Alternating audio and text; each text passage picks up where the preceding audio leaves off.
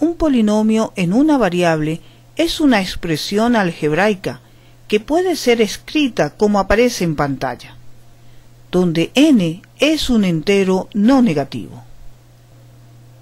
Los puntos suspensivos indican que hay más términos, que son los que van del término en x a la n-2 al término en x al cuadrado.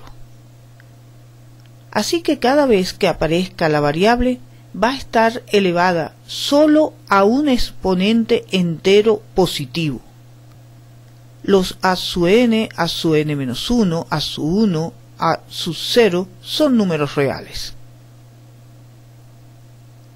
Ahí es un solo símbolo que representa a un solo número real.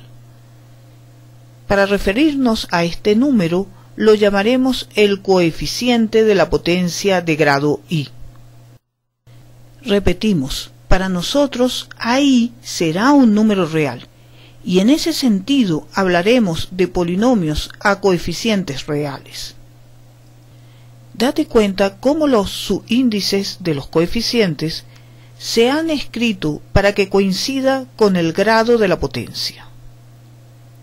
Si a su n es distinto de 0, entonces n es llamado el grado del polinomio, y a su n es llamado el coeficiente principal. A0 es el coeficiente constante o término independiente. Tenemos que 2 por x a la 1/2 más 1 no es un polinomio, porque hay un exponente racional. Esta expresión puede ser reescrita como 2 raíz de x más 1. Te preguntamos, 3 por x al cubo más x a la -2 más 4, ¿es un polinomio? No, porque hay un exponente en la variable no positivo. Date cuenta que esta expresión puede ser reescrita usando la definición de exponente negativo, como ves en pantalla. Debe quedar claro que expresiones con la variable en el denominador tampoco son polinomios. Te preguntamos, ¿será raíz de 3 por x al cubo más 2x al cuadrado más x más 4 un polinomio? Date cuenta que raíz de 3 es el coeficiente del término x al cubo. Raíz de 3 es un número real. Por otro lado, todos los exponentes en la variable son enteros positivos. Por tanto, sí es un polinomio. Su grado es 3. Es el término con mayor grado con coeficiente distinto de 0.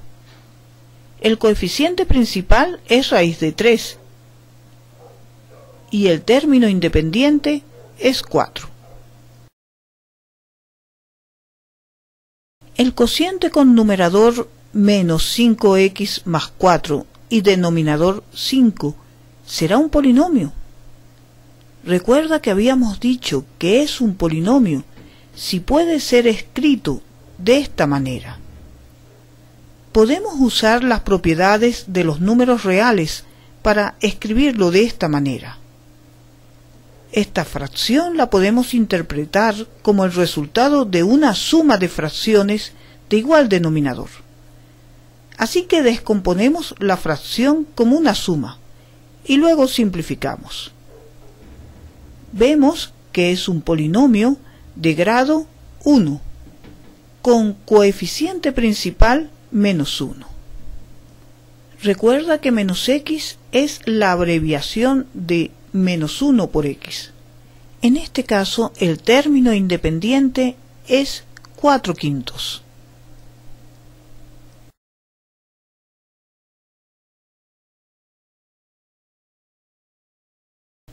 Una expresión que es un número también es considerado un polinomio.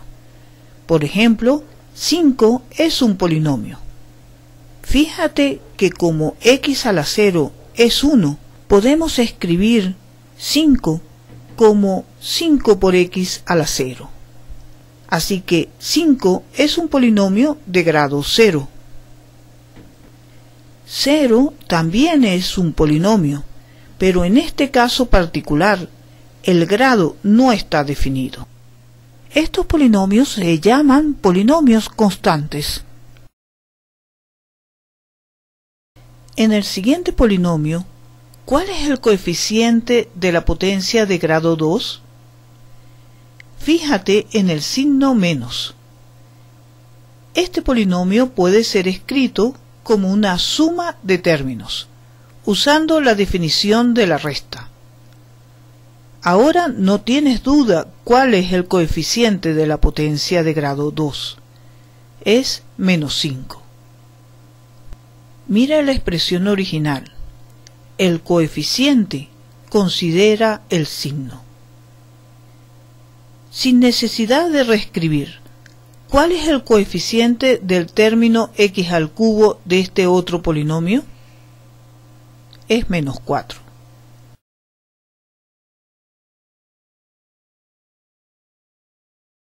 Los polinomios son expresiones que surgen en las aplicaciones. Te mostramos un ejemplo muy sencillo.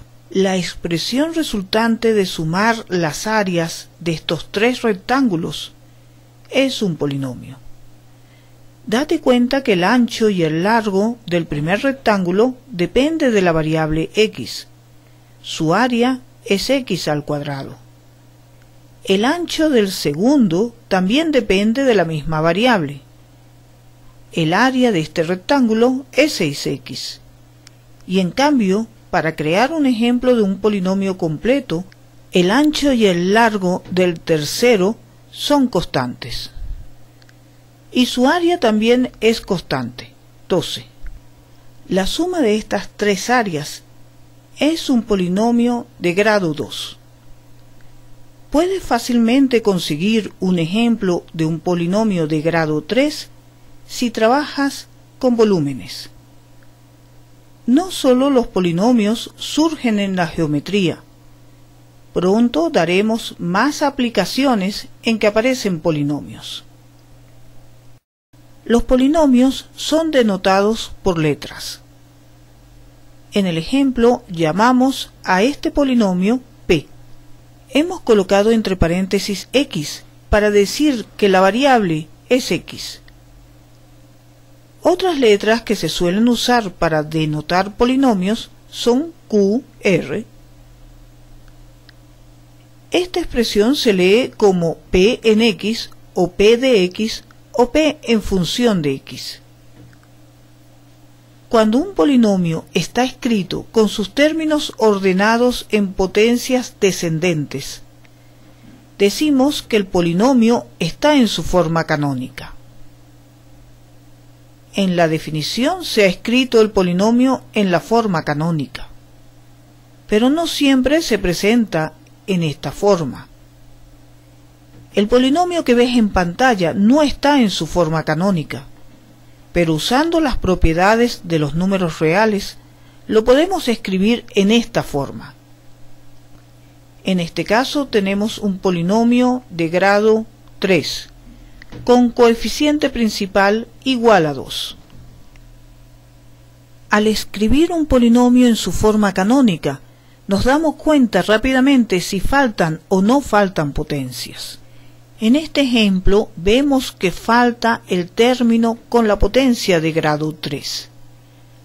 Cuando esto ocurre, asumimos que el coeficiente de la potencia es 0 y decimos que el polinomio no está en su forma completa.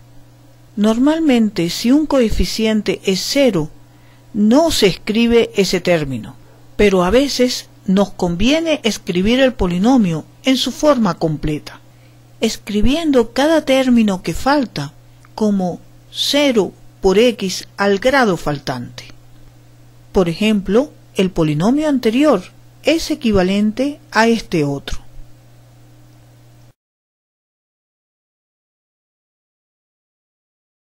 En la terminología de polinomios, un polinomio de la forma ax a la y se llama un monomio. Este polinomio es un monomio. Un polinomio que tiene dos términos con potencias de distinto grado se llama binomio. Fíjate que tenemos una suma de dos términos no semejantes. Por ejemplo, el siguiente polinomio es un binomio. Recuerda de nuevo que si los grados de las potencias son distintos, se tienen términos no semejantes y por consiguiente no se pueden agrupar. Como estás viendo, estamos recordando cómo clasificar los polinomios de acuerdo al número de términos. El siguiente polinomio, ¿cómo lo puedes clasificar de acuerdo al número de términos? Tiene tres términos. Es un trinomio.